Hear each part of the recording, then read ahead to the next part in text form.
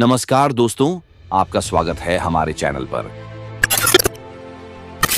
जहां हम आज बात करेंगे भारतीय इतिहास के बारे में।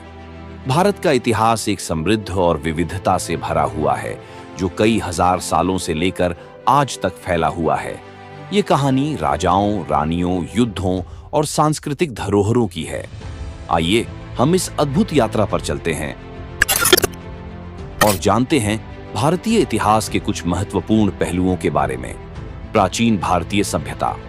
भारत का इतिहास सबसे पहले प्राचीन सभ्यताओं से शुरू होता है। सिंधु घाटी सभ्यता या हड़प्पा सभ्यता भारतीय उपमहाद्वीप की सबसे पुरानी सभ्यता मानी जाती है। यह सभ्यता अत्यधिक विकसित थी और इसमें नगर नियोजन, जल प्रबंधन और वास्तुकला की उन्नत तकनीकें शामिल थीं।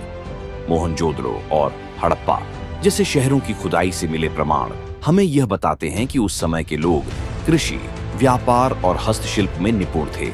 वैदिक काल प्राचीन सभ्यता के बाद आता है। वैदिक काल जो 1500 ईसा पूर्व से 600 ईसा पूर्व तक फैला हुआ था। इस काल में वेदों की रचना हुई, जो भारतीय संस्कृति और धर्म के मूल स्तंभ हैं। इस काल में सामाजिक और धार्मिक संरचनाओं का विकास हुआ और वर्ण व्यवस्था स्थापित हुई।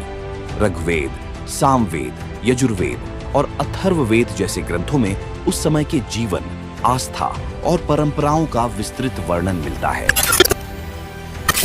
तीसरे भाग में हम बात करेंगे मौर्य साम्राज्य की, जो 322 ईसा पूर्व से 150 ईसा पूर्व तक फैला था। चंद्रगुप्त मौर्य ने इस साम्राज्य की स्थापना की और उनके पोते अशोक महान ने इसे ऊंचाइयों तक पहुंचाया। अशोक के शासनकाल में बौद्ध धर्म का प्रचार प्रसार हुआ और उन्होंने कई धर्मशास्त्रीय नीतियों को अपनाया। इसके बाद आता है गुप्त साम्राज्य, जिसे भारतीय इतिहास का स्वर्णिम युग माना जाता है। इस काल में कला, विज्ञान और साहित्य में अभूतपूर्व विकास हुआ। मध्यकालीन भारत में हम देखते हैं दिल्ली सल्तनत और मुगल साम्राज्य का उदय। 1206 ईस्वी में कुतुबुद्दीन ऐबक ने दिल्ली सल्तनत की स्थापना की, जो 1526 तक चली। इसके बाद बाबर ने मुगल साम्राज्य की नींव रखी, जो लगभग 300 साल तक चला।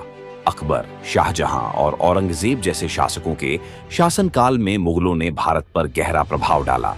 इस काल में स्थापत्य कला और संस्कृति का अद्वितीय विकास हुआ। आधुनिक भारत का उदय। अंत में हम बात करेंगे आधुनिक भारत के उदय की। 1857 की क्रांति, जिसे भारत का पहला स्वतंत्रता संग्राम भी कहा जाता है, ब्रिटिश शासन के खिलाफ एक महत्वपूर्ण विद्रोह था। इसके बाद 1947 में महात्मा गांधी, जवाहरलाल नेहरू और सरदार पटेल जैसे महान नेताओं के नेतृत्व में भारत को स्वतंत्रता मिली। इस स्वतंत्रता संग्राम ने भारत के लोगों में एकता और स्वतंत्रता की भावना को प्रबल किया। तो दोस्तों, यह था भारतीय इतिहास का एक संक्षिप्त विवरण। भारतीय इतिहास न केवल एक गौरवशाली धरोहर है, बल्कि यह हमें हमारे समृद्ध और विविध संस्कृति की याद दिलाता है। अगर आपको यह वीडियो पसंद आया हो तो कृपया लाइक और सब्सक्राइब करना न भूलें। अपने विचार और सुझाव हमें कमेंट्स में बताएं। धन्यवाद।